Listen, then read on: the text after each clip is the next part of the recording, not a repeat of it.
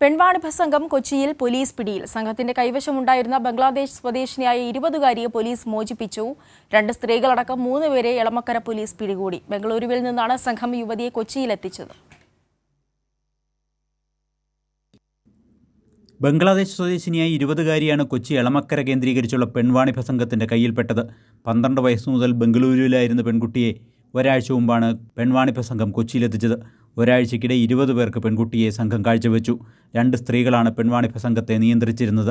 ജഗത, Serena എന്നിവരെ Elamakkara police പിടികൂടി. ഇവർക്കൊപ്പം മലയാളിയെ ശ്യാം എന്നൊരാളും കസ്റ്റഡിയിലുണ്ട്.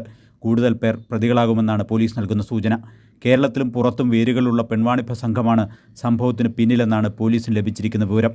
12-ാം വയസ്സിൽ ബന്ധുവിനൊപ്പം ബംഗളൂരുവിലെത്തിയ പെൺകുട്ടി 20 വയസ്സുവരെ സെക്സ് റാക്കറ്റിൻ്റെ കൈവശമായിരുന്നു.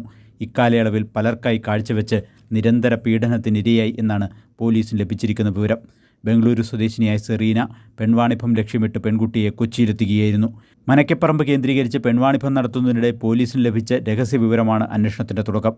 പെൺകുട്ടിയെ മജിസ്ട്രേറ്റ് മുന്നിൽ BNSS 183 പ്രകാരം ഹാജരാക്കി രഹസ്യമൊഴി രേഖപ്പെടുത്തി. കൈരളി ന്യൂസ്, കൊച്ചി.